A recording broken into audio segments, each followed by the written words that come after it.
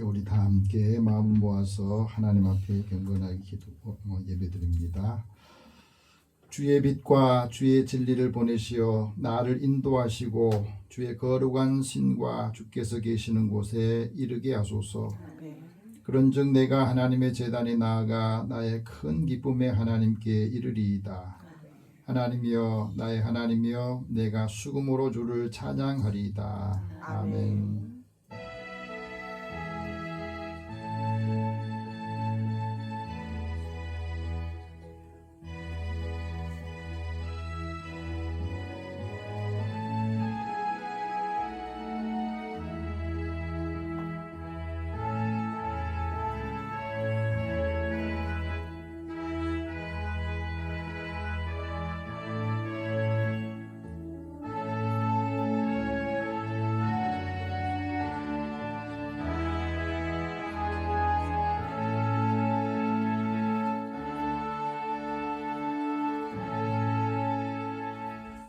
구원받은 성도를 도우시며 택하신 자녀를 영원토록 붙들어 주신 살아계신 하나님, 하나님의 사랑과 은혜에 힘입어 한 주간을 지내고 오늘은 주님께서 복 주시는 날을 통해서 하나님께 예배드리도록 인도해 주셔서 감사합니다.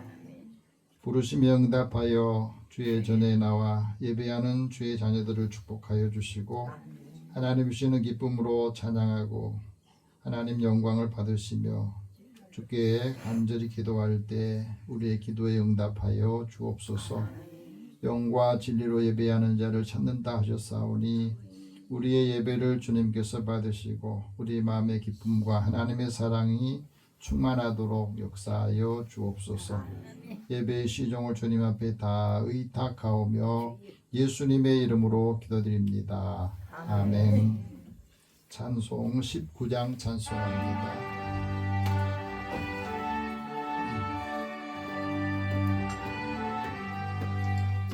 찬송하는 소리 있어 사람 기뻐하도다. 하늘 아버지의 이름 거룩하도다. 세상 사람 찬양하자. 거룩하신 하나님께 할렐루야 할렐루야 할렐루야 아멘. 하나님의 나라 권세 영원토록 있도다. 하나님의 영광 나라 거룩하도다. 하늘 보좌 계신 주님 세상 주관하시도다. 할렐루야 할렐루야 할렐루야 아멘. 하나님의 크신 섭리 그 뜻대로 되도다. 우리 아버지의 뜻은 거룩하도다. 주여 속히 임하셔서 기쁜 날을 주옵소서. 할렐루야 할렐루야 할렐루야 아멘. 아멘. 한 주간 우리의 삶을 돌아보면서 하나님 앞에 고백의 기도를 드립니다. 하나님은 선하시고 의로우셔서 죄악을 싫어하시고 죄인을 기뻐하지 않으신다 하셨습니다. 이러한 사실을 우리는 알면서도 우리가 약하기 때문에 실수하고 또 하나님의 말씀을 잃어버려서 낙심하고 고민하고 방황하는 삶을 살기도 했습니다. 또 이런 삶을 다시 반복하지 않기 위해서 결단하고 주님께서 주시는 회개형을 주실 때마다 하나님 그때에 그걸 피하지 아니하고 회개하여서 자유로움을 얻게 하여 주시옵소서. 우리 믿음의 사람들의 삶을 통해서 하나님이 함께 하시는 모습을 볼 수 있도록 먼저 저희들을 변화시키시고 또 속에 있는 모든 것들 마음을 다스리지 못한 것들을 다시 회복하도록 인도해 주소서. 죄와 허물들 때문에 또 자책하며 죄책감 때문에 늘 눌려있는 마음도 이제는 열어주시고 마음의 무거운 짐들도 다 내려놓도록 고백의 시간을 주님 앞에 드립니다. 우리 입술을 함께 고백의 기도를 드립니다. 사랑하는 하나님, 사랑하는 자녀들의 마음에 하나님이 함께 해주시고 우리가 하나님의 은혜를 체험하고 나면 그 은혜로 내가 산다 하는 마음을 가지고 믿음으로 무엇이든지 감당하기를 원합니다. 그렇지 않으면 육신의 생각이 내 마음과 또 생각을 지배하고 또 영적인 일들은 도외시하고 또 멀어지면서 세상적인 기준으로 모든 것을 바라보기도 합니다. 이 약함이 도리어 하나님의 은혜와 능력을 구하게 하시고 내 실수로 인하여서 사람들에게 실망시키고 사람들의 마음에 좋은 이미지를 갖지 못한 것들도 다시 바꾸려면 많은 시간이 필요하고 신뢰하고 또 사람들을 지지해주는 일들이 계속해서 반복을 지속되어야만이 그것을 믿어지기까지는 기다릴 수밖에 없습니다. 오늘도 사랑하는 자녀들을 위해서 기도하고 내가 바로 섬으로 인하여서 가정에도 일터에서도 만나는 사람들에게서도 우리가 하나님의 자녀인 것을 볼 수 있게 하여 주시고 너희가 서로 사랑하는 모습을 보면 너희가 예수의 제자인 것을 알게 될 것이다 하신 말씀을 기억하게 하소서. 마음의 거리끼는 것, 불편한 감정들, 사람 때문에 지치고 상처받은 것들도 이 시간에 다 주님 앞에 내려놓고 또 이런 문제로 다시 반복되거나 또 우리 마음을 힘들게 하지 않도록 마음을 펴게 하여 주시고 하나님께서 영적인 능력과 또 치유와 능력의 삶을 살 수 있도록 인도해 주옵소서. 우리의 모든 죄와 허물들을 용서하시고 또 나의 모든 약한 부분을도 다시 회복시키시며 치유하여서 강건하게 하여 주옵소서. 그래서 마음의 기쁨이 얼굴로 삶의 자리에서 나타나기 원합니다. 사랑하는 자녀들의 삶을 주께서 인도해 주시기 원하옵고 예수님의 이름으로 기도드립니다. 아멘. 하나님께서는 자기의 죄를 고백하며 사함받기 원한 자에게 말씀합니다. 만일 우리가 우리 죄를 자백하면 하나님께서는 신실하시고 의로우셔서 우리 죄를 사하시고 우리를 모든 불의에서 깨끗하게 하실 것이라. 너희의 허물들과 죄를 사하노라. 그러므로 그리스도 예수 안에 있는 자에게는 결코 정죄함이 없느니라. 아멘. 이제 사도신경을 신앙 고백합니다. 나는 전능하신 아버지 하나님 천지의 창조주를 믿습니다. 나는 그의 유일하신 아들 우리 주 예수 그리스도를 믿습니다. 그는 성령으로 잉태되어 동정녀 마리아에게서 나시고 본디오 빌라도에게 고난을 받아 십자가에 못 박혀 죽으시고 장사된 지 사흘 만에 죽은 자 가운데서 다시 살아나셨으며 하늘에 오르셔 전능하신 아버지 하나님 우편에 앉아 계시다가 거기로부터 살아있는 자와 죽은 자를 심판하러 오십니다. 나는 성령을 믿으며 거룩한 공교회와 성도의 교제와 죄를 용서받는 것과 몸의 부활과 영생을 믿습니다. 아멘. 성시교독 함께 9번을 함께 교독합니다.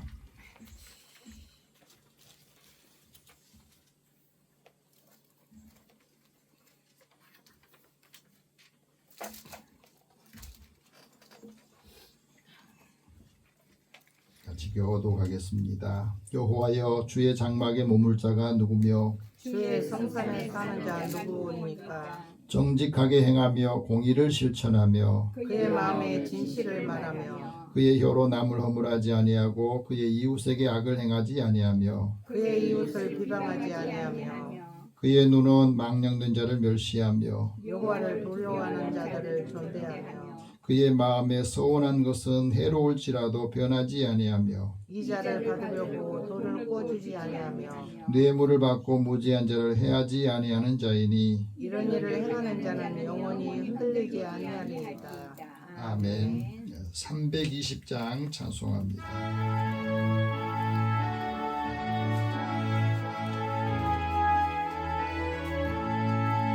나의 죄를 정케 하사 주의 일꾼 삼으신 구세주의 넓은 사랑 항상 찬송합니다. 나를 일꾼 삼으신 주 크신 능력 주시고 언제든지 주 뜻대로 사용하여 주소서.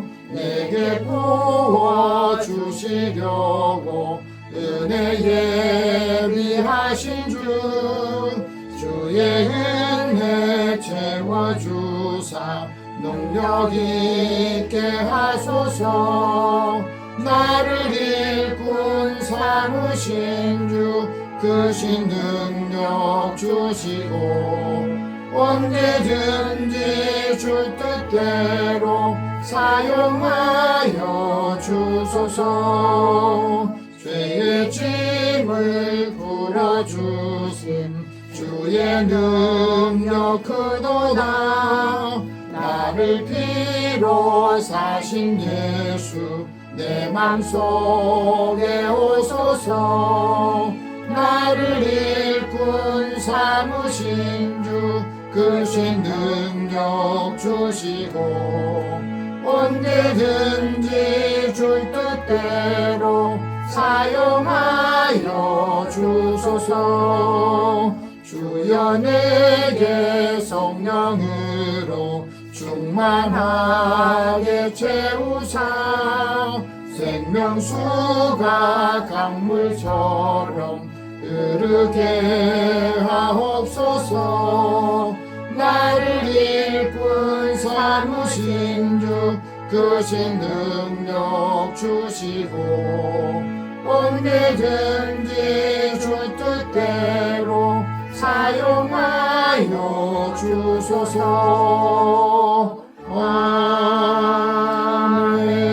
아멘. 김남희 권사님 기도 인도하시겠습니다.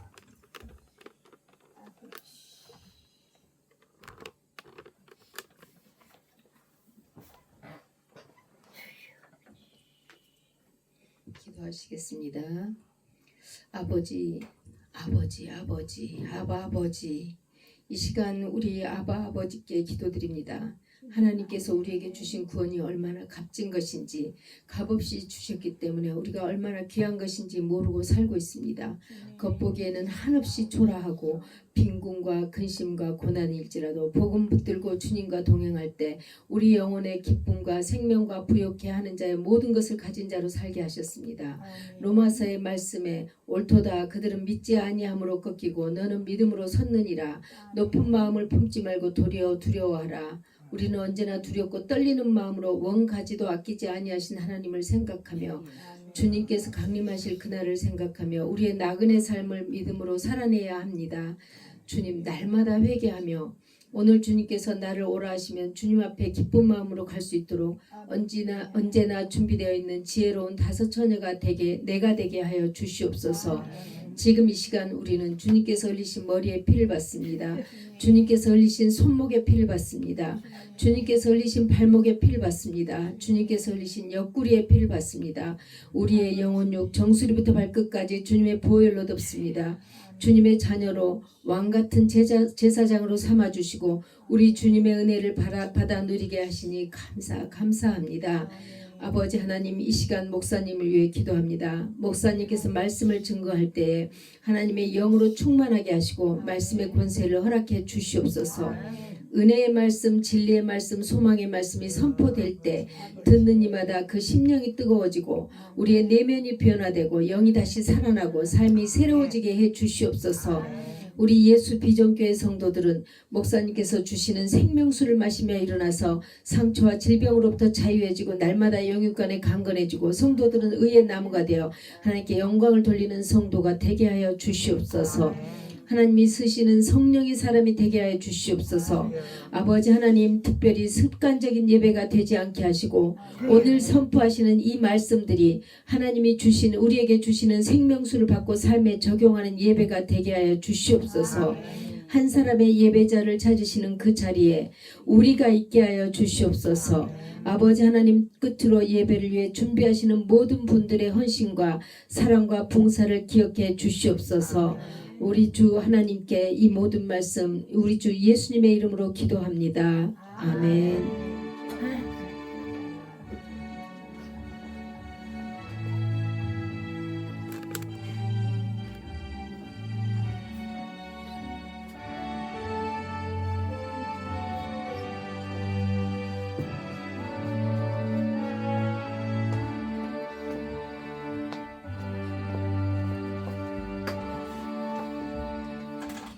오늘 하나님께서 우리에게 주시는 말씀은 신약성경 고린도전서 1장 26절에서 29절 말씀입니다.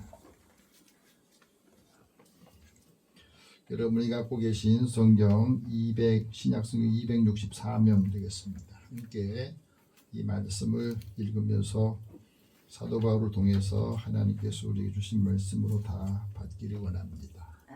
같이 읽겠습니다.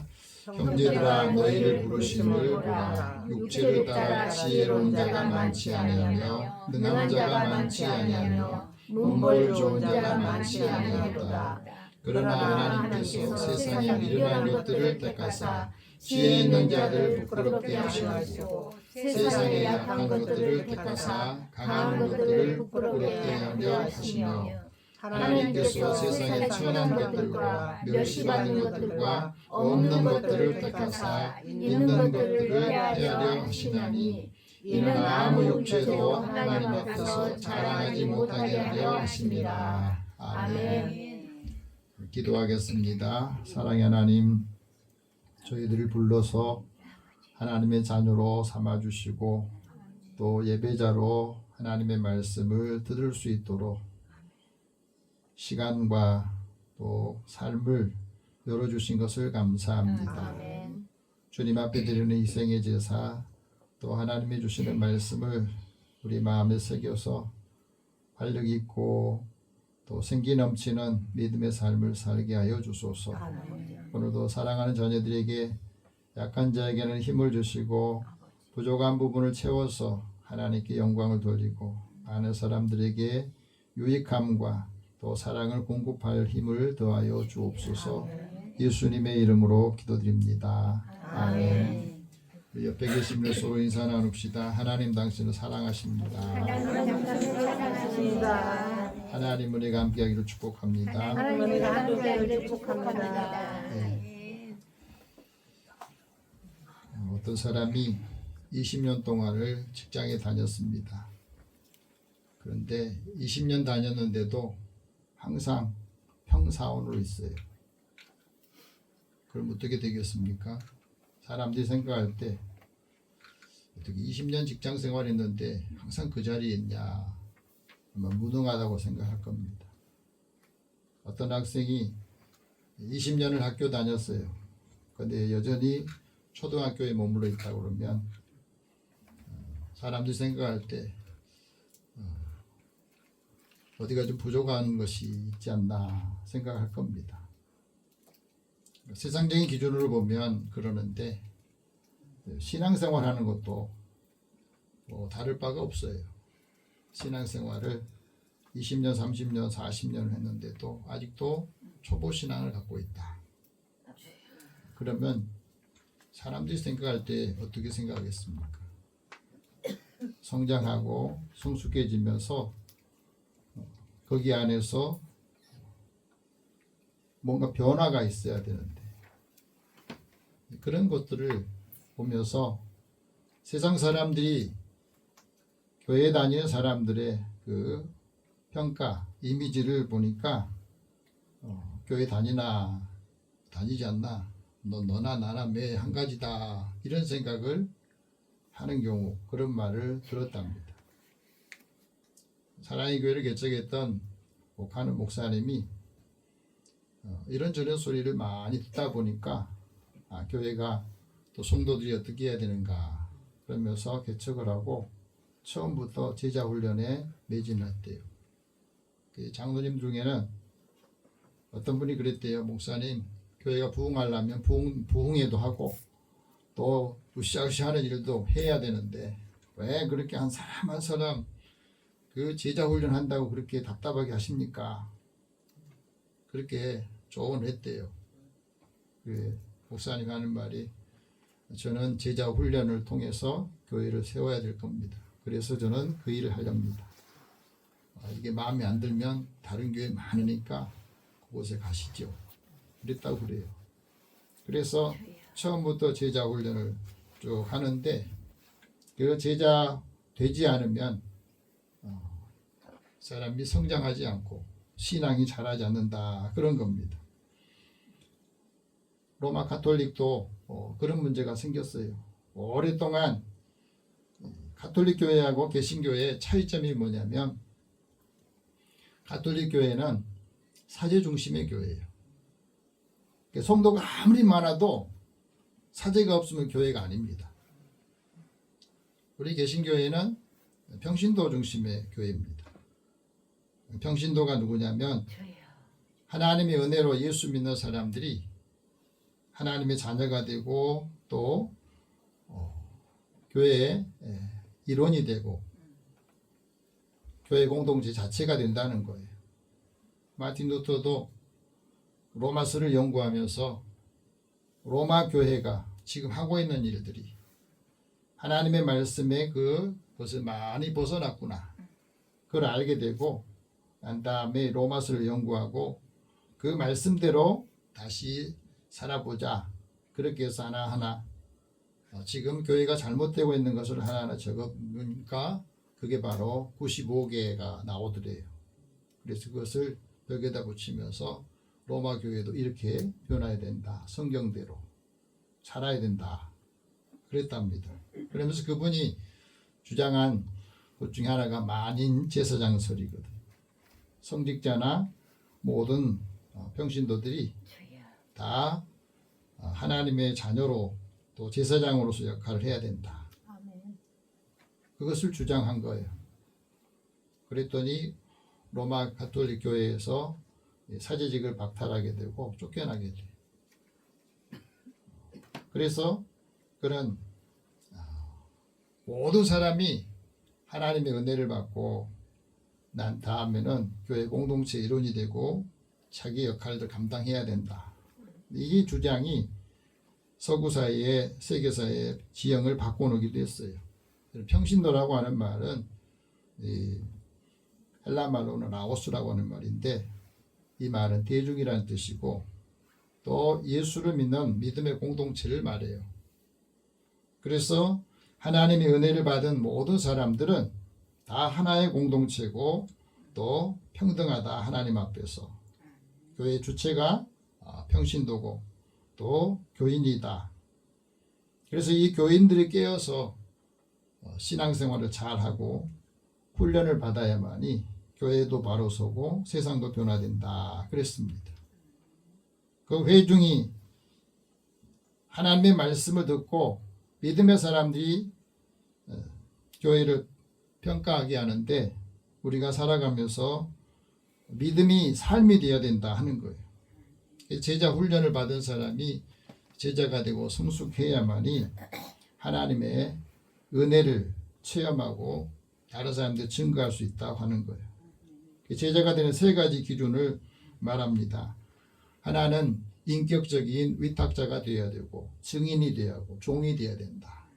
인격적인 위탁자라는 말은 내가 예수의 그 십자가의 사랑을 알고 내가 십자가의 은혜를 알고 난 다음에 자기 십자가를 지고 자기를 부인하며 사는 것이고 하나님께 받은 이 말씀을 내 입으로 증거하는 증인의 삶을 살아야 돼요. 그리스도의 종은 그리스도를 본받아서 사랑의 종으로 살아가는 그 삶이 제자다. 이런 말씀을 평신도를 깨운다고 하는 그 책에다가 제자 훈련을 다 하고 난 다음에 정리를 해서 책을 낸 겁니다. 그럼 예수님의 제자는 누구냐? 예수님의 말씀을 가르침을 받고 그리스도와 함께 사는 거예요.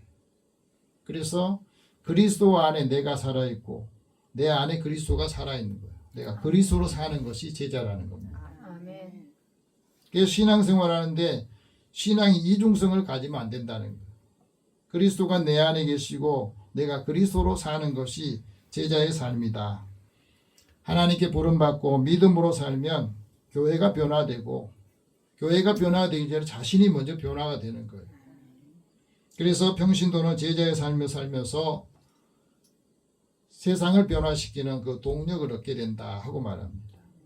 예수 믿는 사람이 한 사람이 들어가면 직장이든 뭐가 됐든지 그 삶이 변화가 되는 것이 이 제자의 삶이고 평신도의 삶이다 그랬습니다. 그리고 우리는 이 믿음의 공동체 안에서 살고 있는데 제자 훈련은 한 사람을 온전한 그리스도인으로 성장하고 제자로 키우기 위해서 헌신하는 것을 말해요. 그래서 하나님의 은혜를 체험하고 그 은혜로 뜨거운 마음으로 교회를 세우고 사람을 세우는 역할을 하는 걸 말합니다. 하나님의 부르심에 응답하면서 하나님 앞에서 의롭고 정직하게 사는 그 삶을 제자라 이렇게 말합니다. 하나님께 부름받은 사람이 제자로 살려면 매일매일 자신을 점검하는 삶을 사는 거예요. 하나님의 부름받은 사람이 하나님의 지혜를 자랑하는데 하나님의 지혜가 바로 예수 그리스도입니다. 그래서 예수 그리스도를 자랑하는 삶을 사는 것이 제자의 삶이다. 오늘 사도 바울이 고린도전서 말씀을 통해서 우리에게 말씀해요. 주의 부르심을 자랑해라.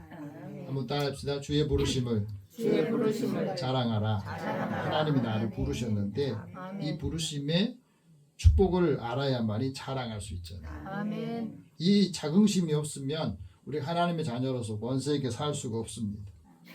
사도 바울도 예수를 만나고 난 다음에 그 말씀을 깨닫고 난 다음에 하나님이 나를 부르셨다. 이방인의 사도로 이 일을 감당하기 위해서 나를 부르셨다 하는 이 자긍심, 정체성을 가지고 있었기 때문에 복음을 전하면서 많은 시련을 겪었지만은 그걸 견딜 수 있었다고 말합니다. 하나님께서 우리를 부르시고 우리를 구원하셨는데 믿음의 형제들이 바라봐야 될 게 뭐냐? 오늘 26절에 같이 한번 읽어봅시다. 형제들아 너희를 부르심을 보라. 육체를 따라 지혜로운 자가 많지 아니하며 능한 자가 많지 아니하며 문벌 좋은 자가 많지 아니하다. 저는 이 말씀 읽을 때마다 참 감사하고 참 은혜다. 만약에 세상적인 기준으로 예수 믿는 사람들을 불렀다 그러면은 나는 이 기준에 못 미치니까 예수 믿을 수 없을 텐데 그런 마음이 들어요. 음벌이 좋지도 않고 또 그 다음에 다른 사람보다 뭐 능력 있는 것도 아니고 지혜로운 것도 아닌데 하나님이 나를 부르셨다는 것이 은혜다 하는 말을 합니다. 아멘. 하나님의 은혜로 사도 바울도 사도가 되었다고 하는 것. 그래서 이방인들을 위해서 복음을 전할 수 있다고 하는 것. 나는 교회를 핍박하는 사람이었지만은 하나님께서 그걸 다 참아주시고 덮어주시면서 이방인의 사도로 나를 써줬다는 것. 사도 바울은 그것에 감사하고 거기에 모든 것을 집중했던 것입니다. 하나님이 나를 부르셔서 그 부르심에 합력하여 선을 이루게 하시기 위해서 나를 불렀다. 그런 고백을 합니다. 그 부르심에는 후회가 없으셨다 하고 고백을 해요. 하나님이 나를 부르시고 하나님 자녀로 세워주셨는데 내가 잘못했을 때 저 녀석 내가 괜히 불렀구나. 저 녀석 괜히 내가 예수 믿게 했구나. 그렇게 후회 안 하신다는 거예요. 후회 없는 사람이 되도록 우리도 힘써야 된다 하는 말입니다. 하나님이 하나님의 종으로 부르실 때에 그 사람은 종이라 할지라도 그는 자유인이라는 겁니다. 그래서 그 부르심에 응답하는 사람이 그리스도의 종이다 하는 말씀합니다. 하나님은 그 사람에게 지혜와 계시의 영을 주신 거예요. 그러니까 우리가 뭐 부족한 부분을 하나님의 뜻 안에서 찾으려고 하는 게 아니라 다른 곳 찾으려고 하는 게 문제죠. 하나님은 부르시는 사람에게 지혜의 영을 주시고 계시의 영을 주셨어요. 그래서 하나님의 뜻을 알게 하고 하나님을 알게 하신 거예요. 우리 성도들 안에서 하나님이 주신 기업이 뭔가 하는 것을 알게 하시고 그 기업을 받게 하시는 건데 우리는 그 기업을 무시하고 다른 곳에 찾으려니까 항상 문제가 생겼다는 거예요. 하나님의 능력이 얼마나 큰지 그것을 우리 모르니까 다른 곳에 가서 기웃거리는 일이 생긴 겁니다. 하나님께서 부르시는 그 사람들이 감사하며 살기를 원한 겁니다. 그리고 하나님 부르심에 합당하게 살기를 원하세요. 그래서 우리의 부름에 응답하고 그 부름에 응답하는 사람이 하나님께서 우리에게 주시는 모든 선을 행하고 기뻐하면서 믿음의 역사를 능력으로 행하기를 원하신 겁니다. 그래서 우리에게 항상 부르심에 응답하는 사람들은 예수님을 깊이 생각하라 말합니다. 아멘. 성경에 보면 하나님 부르신 여러 사람들이 있어요. 홍수로 멸망하기 전에 하나님께서 노아를 부르시고 또 아브라함을 부르시고 또 모세를 부르시고 하나님 부르시는 사람 다 보면은 그 부르심에 나는 미래에 대해서 알지 못하지만 하나님 부르심에 응답했어요. 그래서 장차 그런 알지 못하지만 아브라함은 하나님이 주신 유업을 받을 그 땅 어디 있는지는 모르지만은 하나님 말씀을 듣고 그대로 순종하니까 믿음의 조상이 된 거예요. 우리에게도 그 말씀합니다. 사실은 아브라함은 그 아버지 데라가 우상을 만들어서 파는 사람이었거든.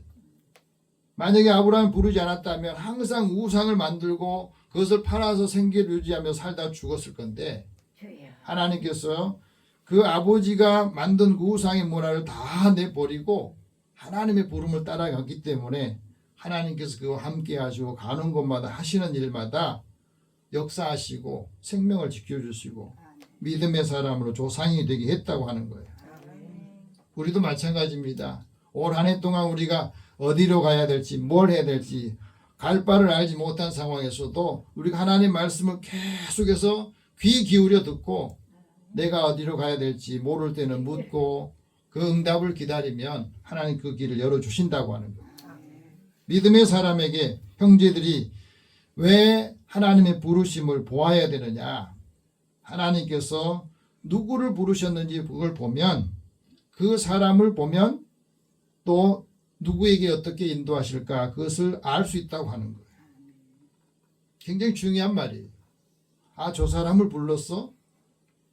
그럼 나도 저 사람을 따라가면 아브라함 같은 사람 불렀어? 아브라함의 길을 따라가면 아브라함에게 주신 축복을 나한테 주실 것이다. 그것을 아는 거예요. 자신의 미래를 모르는 게 아니라 우리가 믿음의 사람의 그 길을 따라가면 그 사람이 그 결과로 나오는 그것을 우리에게 인도해 주신다는 것을 가르쳐 주시고 알려주신 것이죠. 아멘.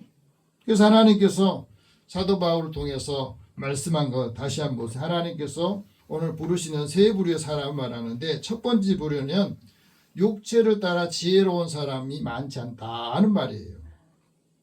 이 말은 무슨 말이냐면 만약에 육체를 따라서 지혜로운 사람을 많이 불렀다 그러면 그런 교회가 되지 않을 거예요. 왜 그럴까요? 육체를 따라가는 사람, 지혜로운 사람은 다 인간적인 기준을 가지고 뭐든지 생각하고 세속적인 사고방식을 가지고 살아가는데 그 세속적인 사고방식을 가지고 교회가 되겠냐 얘기예요. 이런 가끔 보면 교회에서 분쟁이 생기고 다툼이 생기는 뭐냐면 다 세속적인 기준을 가지고 사고방식 가지고 자기 생각을 하기 때문에 안 맞는 거거든.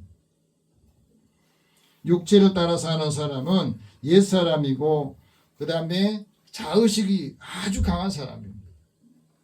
그래서 자기 중심의 인식의 체계를 벗어나지 못해요. 그냥 믿음으로 하는 게 아니라 자기 능력으로 하고 자기 지식으로 하는 거죠.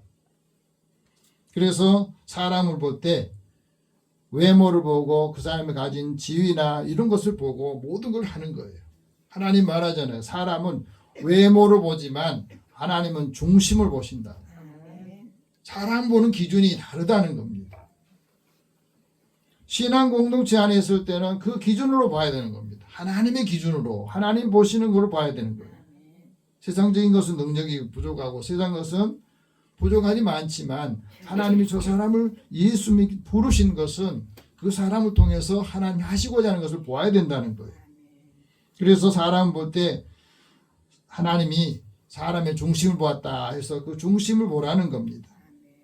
그 중심에 통회하는 마음이 있는가, 진실함이 있는가, 그 하나님의 지혜가 있는가, 그것을 보라는 거예요. 사도 바울이 부활하신 예수님을 만나고 난 다음에 기준이 바뀐 거예요. 우리는 이제부터 아무도 육신을 따라 알지 않겠다. 육신의 생각으로 사람을 보지 않겠다는 거예요. 예수님 만난 사람들은 성령을 따라 살고 성령을 통해서 지혜의 말씀을 주시고 성령을 따라 지식의 말씀 주신 그것에 집중하니까 삶이 새로워지고 변화된다 하는 것을 말합니다. 그래야 우리의 모든 성도들이 믿음의 사람들이 그 지식에 넘치게 되고 속 사람이 강건해지고 믿음을 통해서 하나님께서 그 마음에 계신 것이 보인다고 하는 거예요. 이 말씀으로 다시 우리가 바꿔지지 않으면 이 세상에 항상 눌려있는 사람으로 살 수밖에 없습니다. 우리의 믿음이 뿌리가 제대로 박혀야 되는데 그 믿음의 뿌리가 제대로 돼 있지 않으면 삶이 계속해서 흔들린다는 거예요. 어려운 순간마다 흔들리게 돼요. 그래서 우리가 하나님의 사랑을 받는데 사랑이 그 넓이가 넓어지지 못하고 사랑이 깊어지지도 못하고 주님의 그 사랑이 높이만큼 올라가지 못하는 거예요. 하나님이 주시는 충만함이 이르지 못하니까 늘 연약하게 비굴하게 살 수밖에 없습니다. 하나님이 충만한 것으로 충만히 채워달라고 간구할 수가 없어요. 그래서 사도 바울을 통해서 믿음의 사람들에게 말하잖아요. 하나님께서는 지혜 있는 자의 지혜를 멸할 것이다. 19절 말씀 같이 봅시다. 내가 지혜 있는 자들의 지혜를 멸하고 총명한 자들의 총명을 피하리라 하였습니다. 이 말씀은 무슨 말이냐면 세상이 사람들이 자기 지혜로 갔기 때문에 그 지혜를 하나님께서 폐기하신다는 거예요. 왜 폐기를 합니까? 세상의 지혜가 아무리 많아도 그 지혜를 하나님을 알지 못하니까. 하나님을 알지 못하는 지식은 쓸모가 없다는 거예요. 여러분 보세요. 내가 공부를 많이 했는데 지식이 많은데도 그 지식으로 하나님을 알지 못하면 그 사람에게 뭐가 있어요? 아무것도 남지 않아요. 죽음과 함께 모든 게 다 사라지는 거예요. 그래서 하나님께서 이 세상에 있는 선비나 또 지혜자가 어디 있느냐 물어요. 많은 사람 지혜자가 있다고 하지만 그 지혜에 있는 사람들이 하나님 보실 때는 아무것도 없는 거예요. 20절 말씀 같이 봅시다. 하나님께서 20절 이 세상의 지혜를 미련하게 하신 거 아니냐. 지혜 있는 자가 어디 있느냐. 선비가 어디 있느냐. 이 세대의 변론가가 어디 있느냐.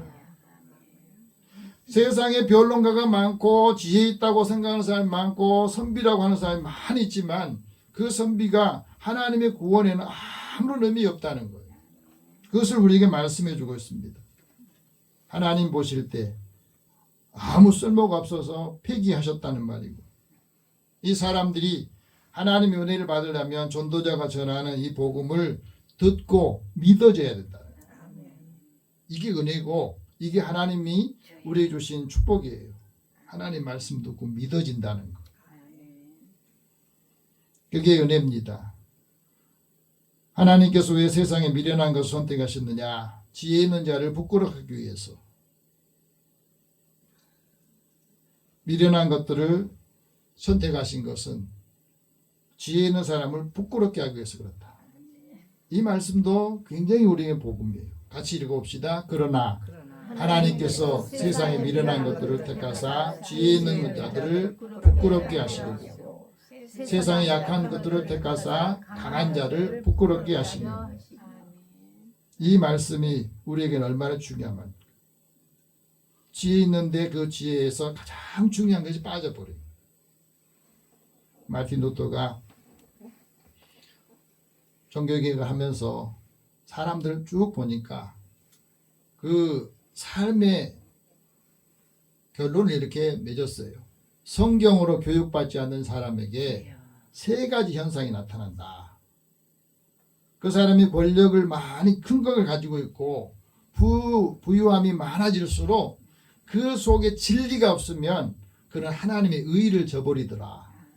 그래서 결과는 뭐가 나타나느냐? 결과는 그 안에 부정과 불법이 만연해서 결국은 그 죄로 인해서 구속이 되더라는 거예요. 그 말씀 맞잖아요. 권력이 많은 사람, 권력이 큰 사람이 권력을 잘못하면 수많은 사람을 죽음의 그 전쟁터에 갖다 몰아넣고 부정과 부패로 구속되는 것을 보게 되는 거예요. 진리가 없으면, 하나님의 의의가 없으면 그 권한이 클수록, 능력이 많을수록 그렇다라는 거예요. 두 번째는 많은 걸 가져도 항상 그 마음이 어둠에 사로잡혀서 불안하고 두려움 속에 살더라는 거예요. 그러나 하나님의 말씀을 통해서 진리로 무장한 사람은 불안과 공포에서 떠나고 마음의 기쁨이 넘치는 삶을 살더라. 세 번째는 마귀의 종이 되어서 천국과 멀어지고 지옥의 삶을 살더라. 그 안에 하나님의 지혜, 하나님의 진리가 없으면 그렇더라는 거예요. 두 번째는 능한 사람이 많지 않다는 거예요. 능한 사람, 능력 있는 사람, 강력한 힘을 가진 사람 말합니다. 우리가 살아가면서 인간은 한계가 있어요. 능력이 한계가 있고 가진 능력도 다 부족합니다. 능력이 많지 않을 때 그 능력을 어떻게 사용할 수 있느냐? 우리가 능력이 부족하지만 예수님 말합니다. 할 수 있다는 것이 무슨 말이냐? 믿는 사람에게는 능치 못할 일이 없다. 너는 능력이 부족하지만 믿음을 가지면 주님의 능력을 네가 사용할 수 있는 그 권한을 얻게 된다 하는 말씀합니다. 그래서 큰 일을 행하게 하시는 것도 나는 능력이 부족하지만 하나님이 능력 주시면 할 수 있습니다. 마리아도 그런 고민을 했어요. 내가 어떻게 이것을 할 수 있습니까?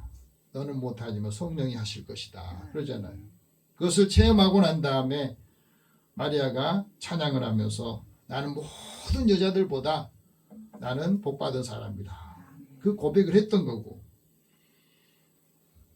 주님을 찬송하고 주의 이름으로 오시는 왕, 하늘의 평화여 높은 곳에는 영광이다 하면서 찬양을 할 수 있었던 겁니다.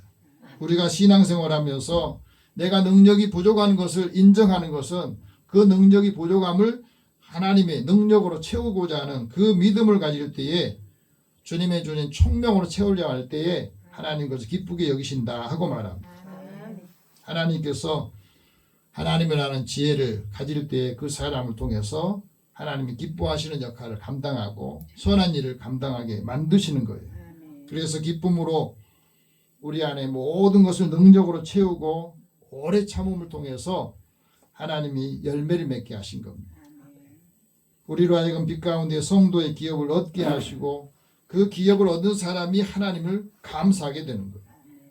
여러분 능력이 많지 않아도 하나님께서는 각 사람을 선한 일에 힘쓰게 하십니다. 선한 일을 힘쓸 때에 거기서 힘이 나는 거예요. 기회가 있을 동안에 모든 사람에게 그 기회를 활용하여서 선한 일을 해오고 덕을 세우고 선한 말을 하여서 듣는 사람에게 은혜를 끼치는 거예요. 여러분 지혜로운 사람은 어떤 사람이냐? 내가 내 할 말을 한 게 아니라 듣는 사람에게 은혜가 되는 것이 지혜로운 거예요. 능력이 많지 않아도 할 수 있다면 모든 사람과 더불어서 화목하라고 말하잖아요. 모든 사람은 화목하기 어렵죠. 그게 우리의 능력의 한계예요. 내 마음에 맞는 사람만 우리는 찾는데 하나님께서는 우리에게 말해요. 할 수 있다면 모든 사람과 화목해라. 그래서 모든 사람을 얻으라는 거예요. 연약한 사람들이 힘을 얻게 되고 그 자신의 육체의 질고를 그 지고 있을 때 내가 병들었을 때 내 믿음이 나를 구원할 수 있어야 되잖아요. 여기서 다 무너지더라고요. 하나님께서는 연약하실 때에 그 기약하신 대로 그리스도께서 경건하지 않은 사람에서 죽으셨다. 그래서 자기 믿음이 자기를 구원할 수 있어야 돼.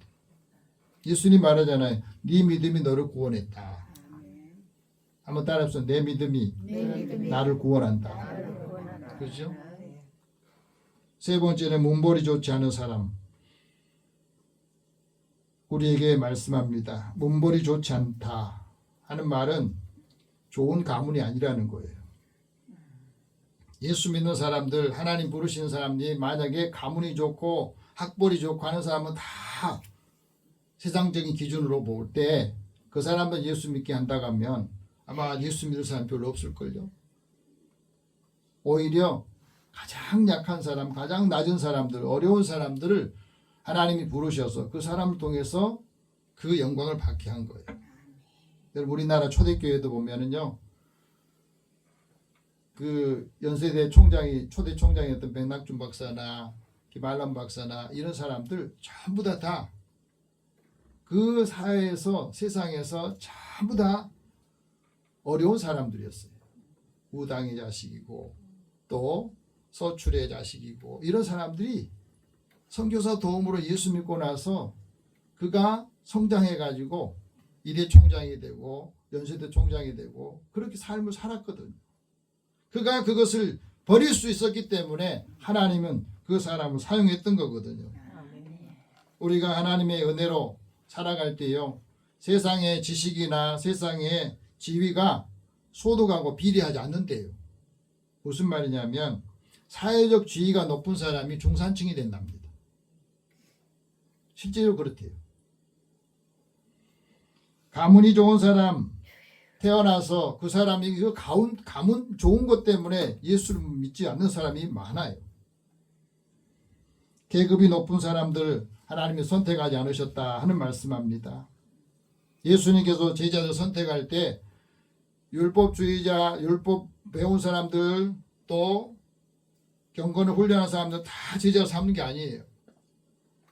세상에서 마이너 그룹에 속했던 사람들, 버려진 사람들, 고통 짓눌린 사람들, 사탄과 악령의 지배를 받은 사람들을 예수님께서 구원하시고 그 사람들을 통해서 복음을 전해주는 겁니다. 가장 적은 학벌로 하나님께 가장 귀하게 쓰임받은 사람들 나오면 전도자 D.L. 무디를 들 수 있어요. 그는 초등학교도 제대로 안 나와가지고 이 말을 할 때도 말할 때 문법이 다 틀리고 또 서툴고 철자도 잘못 사용할 때도 있었답니다.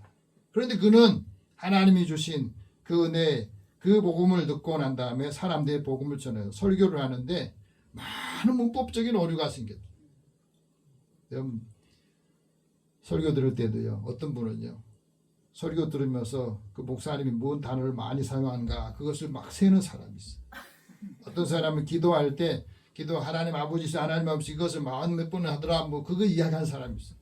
그거 세다 보니까 기도에 집중은 안 되는 거예요. D.L. 무디도 그랬다는 겁니다. 말씀을 전하는데 그 말씀의 핵심을 받는 게 아니라 잘못된 걸 막 쳤다가 그랬답니다. 당신은 왜 그렇게 설교하면서 그 문법적인 오류를 많이 범하냐 지적을 하니까 무디가 감사하면서 이렇게 말했대요. 하나님께서 나처럼 이렇게 부족한 사람을 써주신 것에 나는 감사하고 참 그 은혜가 신기하다고. 나 같은 사람 써준 게 얼마나 감사하냐고. 그러면서 하는 말이 있답니다. 선생님은 정확한 문법으로 얼마나 복음을 전하는지 힘썼습니까? 가지고 있는 재능과 능력을 얼마나 주를 위해 사용했고 쓰임받기 위해서 인생을 들여본 적이 있습니까? 저는 그것을 위해서 기도합니다. 여러분 우리가 천국을 바라보면서 천국에 도달할 때 성도들이 후회하는 것이 뭐냐? 내가 가지고 있는 것을 헌신했더라면 이렇게 쓰임받을 수 있을 텐데 하고 후회를 한답니다. 이런 믿음은 모든 것을 가능하게 하고 사랑은 모든 걸 쉽게 한대요. 한번 따라해보세요. 믿음은 모든 것을 가능하게 하고 사랑은 모든 걸 쉽게 한다. 우리의 삶을 쉽게 만드는 게 사랑하는 거래요. 문벌이 좋지 않아도 가진 것을 어떻게 드리고 어떻게 쓰임받느냐 그것이 은혜고 감사함이 되는 거예요. 무디는 공부를 많이 못했지만 무디 성경학교를 통해서 선교 비전을 뽑는 사람들이 와가지고 그 사람들이 은혜 받아가지고 우리에게 복음을 주는 선교사들이 굉장히 많습니다.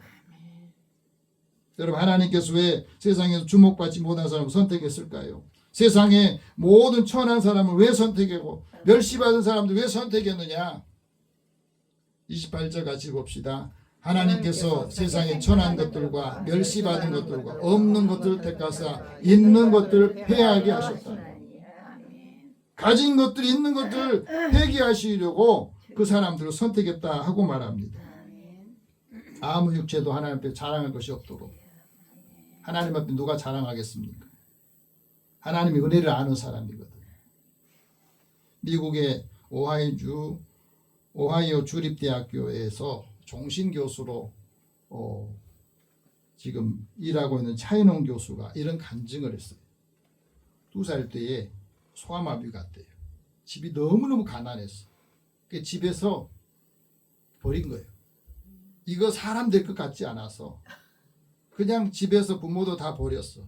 그래서 대전에 있는 성세 재활원에서 이제 어려서 큰 거예요. 그러니까 하반신이 쓰지 못하니까 휠체어를 의존해서 살아가야 되는데 이곳에 한 분이 찾아왔답니다. 그 재활원에서 사는데 바이올린 자원봉사자가 와서 이 바이올린을 가르쳐줬어요. 4년 동안 배웠는데 나중에 이분이 서울대 교수가 된 강민자 교수인데 이제 운동을 못 하잖아요. 다리를 못 쓰니까. 그러니까 하루에 10시간씩 그 가르쳐준 대로 계속 바이올린을 연주를 한 거예요. 하루 10시간씩. 손이 부르트고. 그렇고 이제 그 연주를 하면서 학교도 못 가니까 검정고시 준비하고. 그래서 그 어려운 순간에 또 좋은 사람들의 안내로 인도함을 받아서 미국에 유학을 가요. 바이올린은. 그래서 석사 학위를 받고 한국에 와가지고 대전 시향에서 6년 동안을 그 바이올린 연주자로 하다가 거기서 다시 미국에 지휘 공부하러 갔답니다. 지휘 공부와 박사 2년을 하고 난 다음에 이 지휘를 하고 이 휠체어에서 지휘를 해야 되잖아요. 그런데 그 대학교에서 이제 지휘자 교수를 선정하는데 83대 1의 경쟁을 뚫고 지휘자가 된 거예요. 그러면서 그거 이야기해요. 건강한 사람도 아닌데 휠체어에 앉아서 지휘하는 자신을 누가 뽑아주겠냐.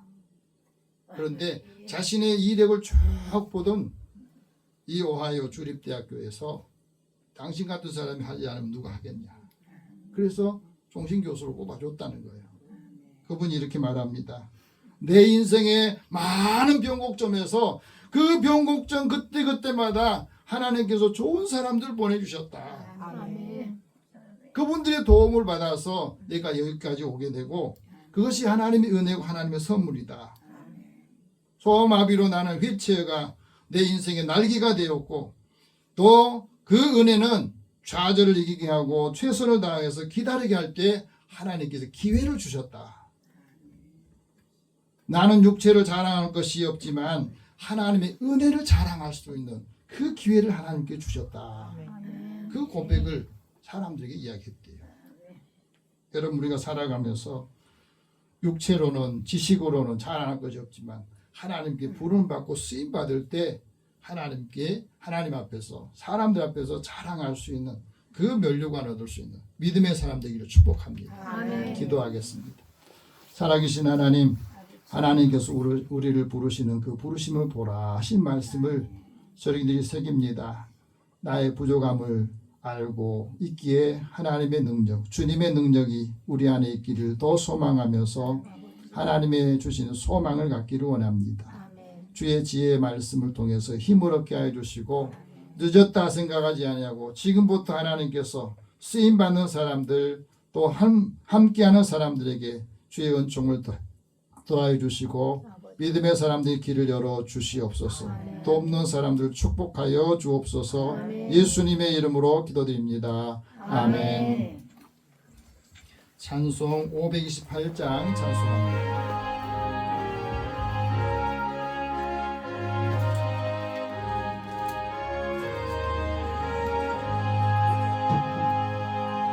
예수가 우리를 부르는 소리 그 음성 부드러워 문 앞에 나와서 사면을 보며 우리를 기다리네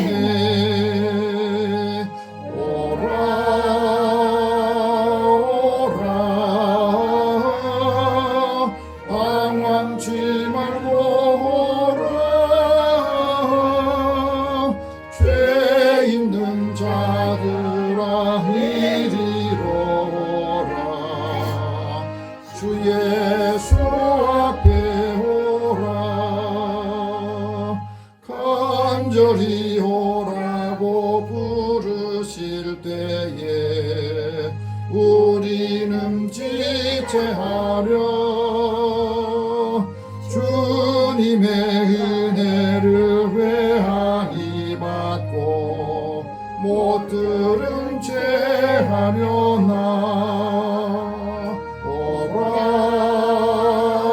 오라 방황치 말고 오라 죄 있는 자들아 이리로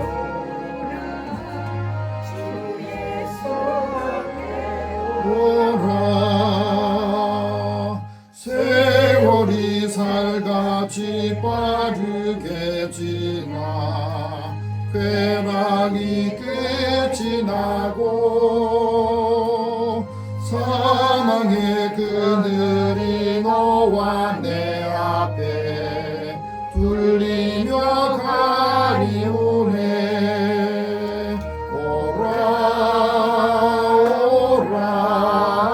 오라 방황치 말고 오라 죄 있는 자들아 이리로 오라 주 예수 앞에 오라 우리를 위하여 예비해 두신 영원한 집이 있어 죄 많은 세상을 떠나게 될 때 영접해 주시겠네 오라 오라 방황치 말고 오라 죄 있는 자들아 이리로 오라 주 예수 앞에 오라 아멘. 하나님께 드리는 금에서 기도합니다. 사랑의 하나님 주님의 자녀들을 하나님의 은혜와 사랑으로 인도해 주시고 또 일할 수 있는 일터와 또 힘을 주셔서 감사합니다. 일터에서 얻은 소득을 먼저 하나님의 것으로 구별하여 드립니다. 약속하신 대로 이들의 삶의 곳간이 쌓을 곳이 없도록 부으신지 보라 하신 말씀을 이루소서. 많은 사람들을 부유하고 풍요롭도록 또 돕는 사람들이 되게 하여 주시고 선교하고 구제하는 일에 감사하는 일에도 주의 이름으로 감당하기를 원합니다.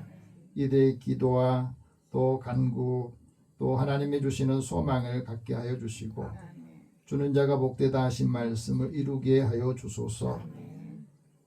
주의 전을 건축하는 일에 또 차량금으로 주의 연금으로 하나님의 은혜를 사모하는 마음으로 주님 앞에 드리오니 주님께서 이 예물을 받으시고 많은 사람들에게도 하나님의 선하신 뜻을 드러내게 하여 주시고 특별히 강건하여서 믿음의 자녀들 하는 모든 일터와 때마다 돕는 손길들을 보내시고 하나님의 선한 길로 인도하여 주시옵소서. 또 주신 건강을 주의 공동체를 위해서 예배를 위해서 준비하고 수고하는 믿음의 종들의 손길을 기억하시고 이들이 믿음으로 구할 때마다 응답하여 주시고 또 하나님의 선하신 뜻을 위해서 아름답게 사용하도록 강건하게 하여 주옵소서. 모든 것을 주님 앞에 다 의탁하오며 예수님의 이름으로 기도드립니다. 아멘. 교회 소식 잠깐 전하겠습니다. 오늘 오후 예배는 정부에서 소방 방제 교육을 교회가 받아야 된대요. 그래가지고 강사가 오기로 됐습니다.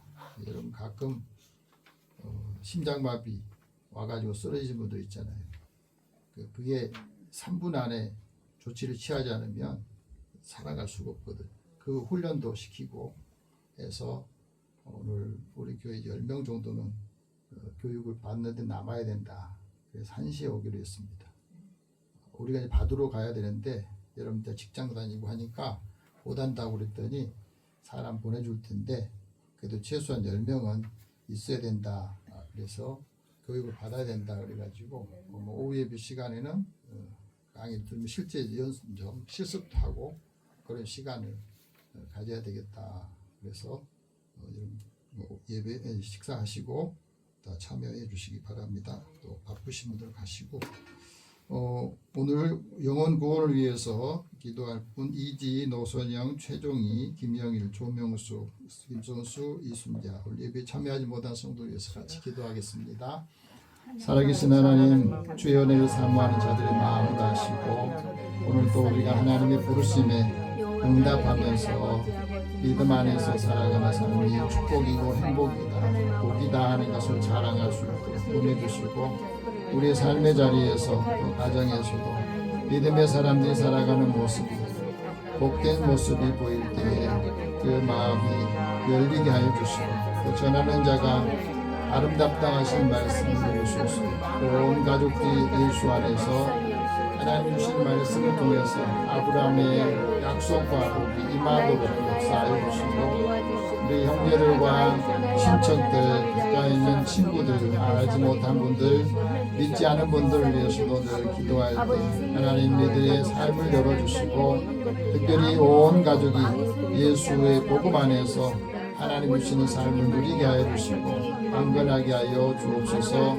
오늘도 예배에 참여하지 못한 성도들 믿음이 약한 자에게는 믿음을 주시고 주의 은혜를 사모하는 마음으로 육신의 생각을 내려놓고 이제 주님의 부르심에 응답하게 인도하여 주옵소서.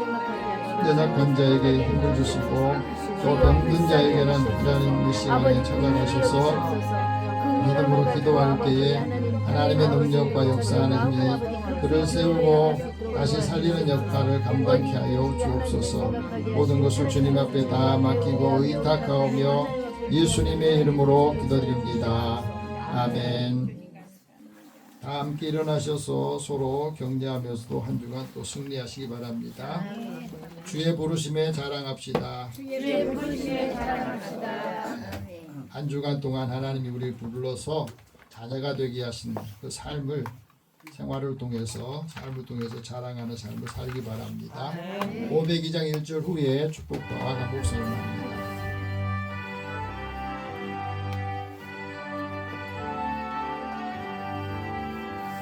빛의 사자들이여 어서 가서 어둠을 물리치고 주의 진리 모르는 백성에게 복음의 빛 비춰라. 빛의 사자들이여 복음의 빛 비춰라. 괴로운 밤 밝게 비춰라. 빛의 사자들이여. 사랑의 하나님, 주의 자녀들의 발걸음을 복되게 하여 주시고 이 말씀을 듣고 새겨서 하나님의 능력, 하나님의 부르심이 우리 삶에서 자랑거리가 또 주님 앞에 섰을 때도 자랑의 면류관 얻도록 인도해 주시옵소서. 살아가는 자녀들 축복할 때 축복한 대로 임하기를 원합니다. 이들의 길을 주님께서 열어주시고 하나님의 선하신 뜻을 따라 살도록 분별력과 능력을 더하여 주옵소서. 예수님의 이름으로 기도드리며 이제는 우리 주 예수 그리스도의 은혜와 하나님의 사랑과 성령이 교통하시고 교제하심이 주의 부르심에 응답하며 자랑하는 주의 자녀들에게 또 함께하는 가족들과 함께하는 모든 이들 위해 함께 하실지어다. 아멘.